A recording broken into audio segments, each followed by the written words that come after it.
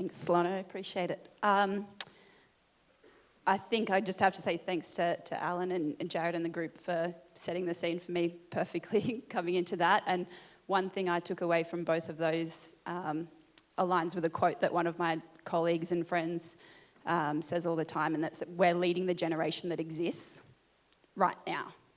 We're not leading a generation of a legacy that we lived. It's who exists right now. And I think the themes of what you guys were talking about were bang on with that, and that's probably what I'm trying to do too. So I often get a collective eye roll when I walk up on a stage as a wellbeing person, especially in front of coaches, that, oh, here's the fluff that I'm going to have to listen to for an hour. I'm really, really conscious of trying to make this tangible and something that you can implement. So I've tried to frame it that way. But yes, some of it might feel a little bit fluffy, and I just want to challenge you to think about whether that's you needing to challenge the perception of that's because you didn't have it when you were around. You don't know enough about it, potentially. But players now are expecting it. And I've got players in the NBA who will text me asking for help on this. You know, players in the WNBL, this is regular and real for our athletes right now. So just keep that in the back of your head as we go through. So I've been working in high-performance sport for over a decade now, and I've sat on hundreds of individual performance planning meetings, program meetings, performance team meetings, where you and all the service providers and the coaches sit around a table and talk about an athlete. And we were doing one in the lead into Rio Olympics. I was working with the National Athletics Program through the New South Wales Institute of Sport, and there was an athlete who'd been selected to go, middle distance runner.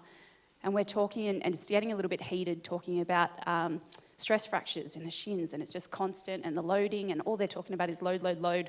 We're managing load. Why aren't we getting this injury better? Why aren't we able to increase loading? And it just took me being added into the conversation to go, you guys know that this athlete works 4 hours a night, every night at a restaurant on her feet, and they make her wear these stupid ballet flats because that's the uniform. And they're like, what? Why didn't the athlete tell us this? Why didn't they tell us this? Like, why on earth would she be loading like that as a high-impact running athlete? And I was like, did you ask? No, because it's hammer nail, right? And that's okay. I'm not expecting that every coach has to think about every angle. But are we facilitating an environment where those conversations happen and we consider load that exists outside of our environments? Because athletes have lives outside of our environments, whether we want to believe that or not. So that also led to a bigger conversation about types of load. So we've obviously addressed there that there's a physical loading issue, but there's obviously another issue. So why is that athlete choosing to work in the lead up to the Olympics that many hours on their feet that much? And what came out of that was me being able to disclose with the athlete's permission, well, that the athlete's actually super concerned that going to Rio Olympics is going to bankrupt them and they will be homeless when they get back.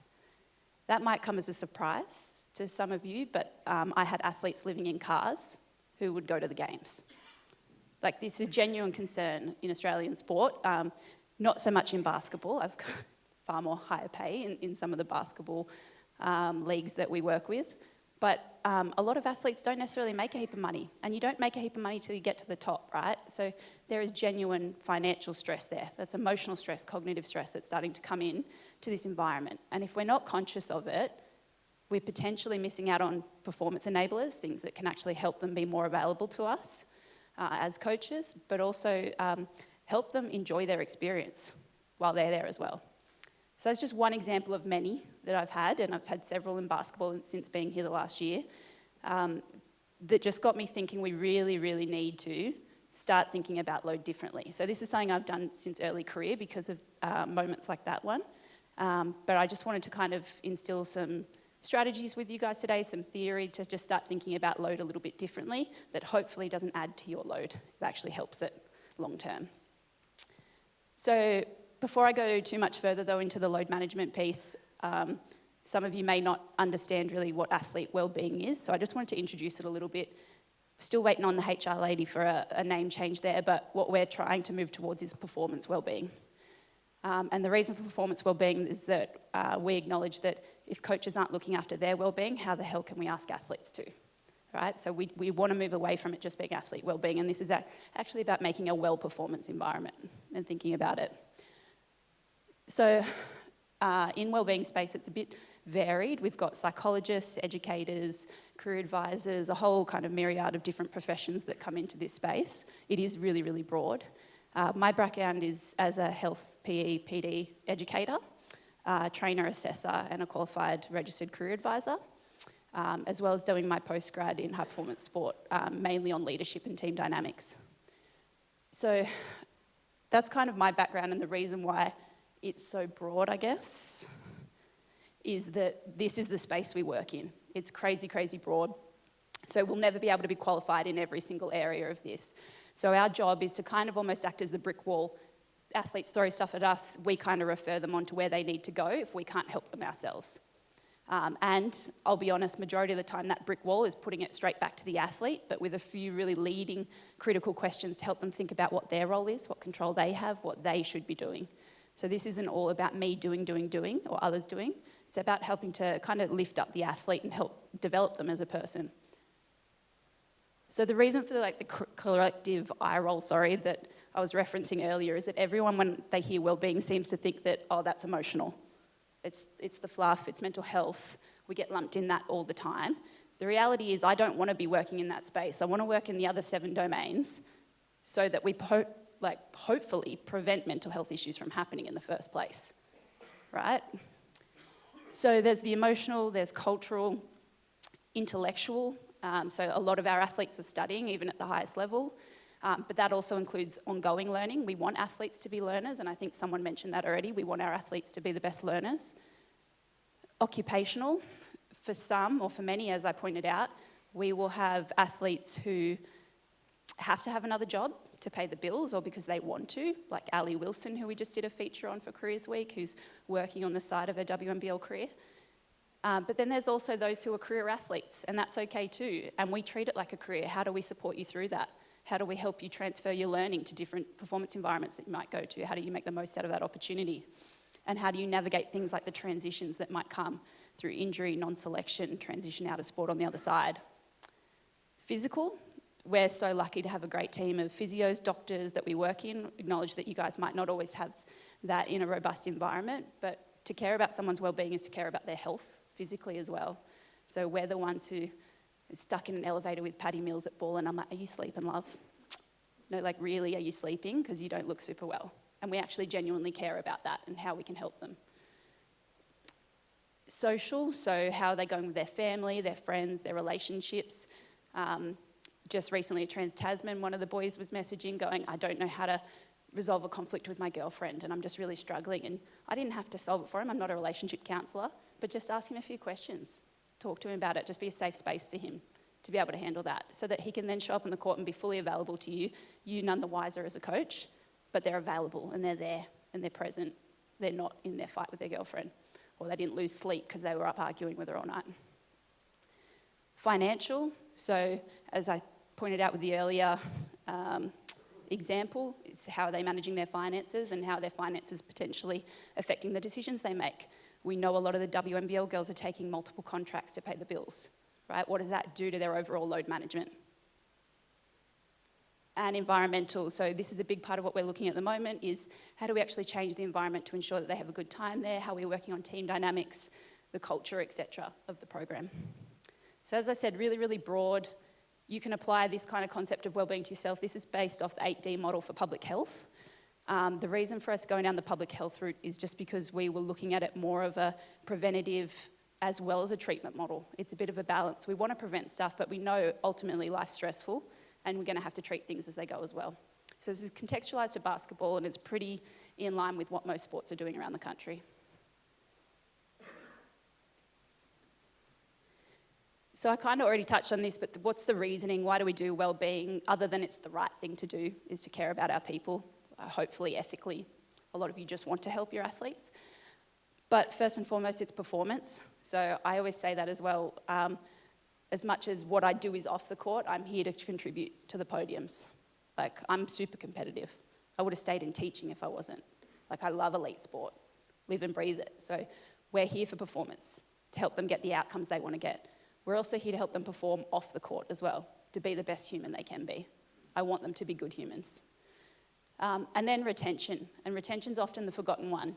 So especially if you're coaching at club level or anything potentially before the elite environments as well, thinking about how you actually retain those athletes. If they have a good experience, then we're more likely to retain them in the now, but also retain them in future. We're putting in an investment into their development, their skills, their knowledge sets. If they don't have a good time, they take that and they leave. Basketball doesn't continue, and we don't get the community impact that Alan was talking about if we don't continue to invest in their experience and hopefully get them coming back. That's a return on investment for us. So retention is definitely a big piece of it for me. And like massive call out here too, when I say that about having a good experience, like being an elite athlete sucks. It's hard. Less than 1% of the country will ever be an elite athlete, ever. Like, it's not easy. So I just want to acknowledge that from the outset. Like, my job is not to make it seem like it's roses and butterflies and rainbows and all of that. It's not. It's to put some support and strategies in place to ensure that that environment doesn't break them and they can thrive in that environment. So applying all of this in this context to load management, I'm sure all of you have heard physical and physiological load talked about a lot through your time as a coach and in different settings. How are we measuring RPE, hours on court, what MSK screenings are we doing, all the different stuff that helps us to understand the loading on an athlete. And it's all completely essential. I would never question a physio, anything like that. That's their space. But it all makes up and contributes to an overall athlete's load. So I want to be conscious and aware of it. And that's why in our service teams, we try to be as integrated as possible with the physios and the rest of the service providers. But also the forgotten ones are often emotional and cognitive load. So emotional, pretty straightforward. Through the day, I might collect things that make me feel more and more emotional, and I only have a certain capacity to deal with them. So we'll refer on to psychologists where we need to, but there's also a part of that that's just human nature and a part of life, and sometimes they just need a safe pace to go, time to reset. Cognitive load is one that if you aren't across cognitive load, you should be as a coach, because this is truly impacting how an athlete makes decisions daily on the court. We'll work with performance psychologists in this space quite a lot, but realistically, the more and more we throw onto an athlete and challenge them and get them to think, we're adding to their cognitive load. Right? So we have to have tangible ways that we can rest, reset cognitive load so that they can actually focus and make and process information and make decisions based on that information. Now, all of this contributes to allostatic load. Has anyone heard of allostatic load before? Not many. Okay, at least hopefully this is relevant to you then. So allostatic load is basically contributed to by all of these loads, but it's essentially our body's ability to handle stress or the bucket of inflammation. So we all have different size buckets. That's the number one call out here. Genetically speaking, not because of anything you did, we have different size buckets, which means we have different capacities for stress. Allostatic load is basically stress load, how much stress the human body can take, which includes your mind as well. So you'll throw lots of things in this bucket over time, right? So you'll throw excessive exercise, which is pretty much all of our athletes when you look at the general population in comparison. Inadequate energy intake, so your diet and how your diet's affecting it.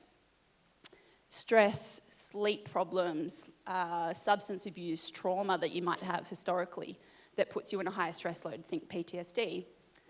Social isolation. In sport, this can be 100 more things, right? Because we're elevating our ask of the person. So, as I said, the key call out here is that we all have different size buckets just naturally, genetically. So I want you to just think about that next time you might be sitting there and going, oh, that athlete's crying over this and this athlete isn't. God, that one just must be way more resilient. This one doesn't care about it. They're just not resilient. They're not willing to try. Actually, their capacity to handle stress might be different. Is crying always a bad thing? Is it a way of relieving stress? Yeah, there's a time and place, given that. I'm not going to start crying here on stage, but I just want you to start considering that as well. Now, there's a level of training that we can do to work on and build stress levels, which is fantastic, and that's generally a lot of the work that the sports psychologists do. A lot of the work that we do in wellbeing is how we help them manage stress, put in strategies to support stress, and actually look at stresses in the environment that aren't required. We're adding undue stress that doesn't allow us to then be able to add stress in a place where it's actually going to have value. So not all stress is bad, is the call out. So as I was saying here, stress is a normal part of life, but when does it become problematic, in particular for an athlete? So homeostasis, most of you know the term homeostasis, it's the normal balance of human function, right? It's your let's just say, typical or normal. You'll get a stress stimuli, and this can happen for everything. I'm probably in a stress stimuli right now, being on stage in front of 200 coaches, right? That's normal. So that's going to take me into allostasis. That's the red arrows up. I'm going to go into allostasis. But then I'm going to come down when I jump off stage, and I'm going to go back to homeostasis, and I'll be okay, right? That's essentially resilience. I get a stress. I don't let it bother me. I might have said the wrong thing. I might be a bit nervous or stuttery. You know, I can come back from that, and that's okay. Return to homeostasis. We're going to have those bumps throughout life all the time. That's great.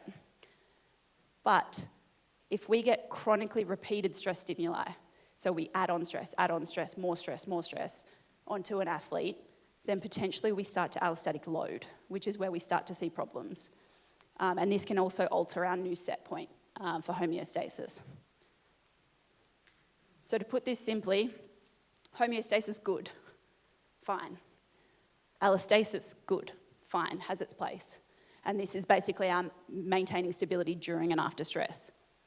Allostatic load, still not necessarily bad, but to be aware of, to be considered.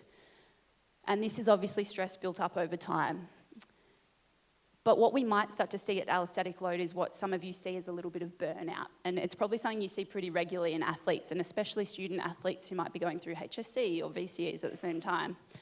We'll see emotional dysregulation. You might see that they're a little bit all over the place, not sleeping as well, low immunity, so might be getting sick pretty regularly, and cognitive decline, so ability to make decisions are a bit off. They're maybe not listening as well on court as you'd hoped. I'm sure you've also all experienced this in the room at some stage as well, right? So this is, as I said, a great self-awareness piece for you as a coach, not just what you do with athletes. And then where things start to get a little bit icky is when we go into allostatic overload, right? So this is taking us into a position where we're constant stress response state, and it's exceeding the body's ability to cope, right? So often we'll call this like fight, flight, and freeze as well. It kind of can come out and look like that, but realistically we're talking about chronic here, so it's more long-term than that. And legitimately, this is where we actually start to see disease onset. The longer that you are here, the higher risk you are of mental illness, of disease onset, so things like cholesterol, heart problems, organ failure, those sorts of things can all start stemming from allostatic overload. Sleep disorders, mood disorders,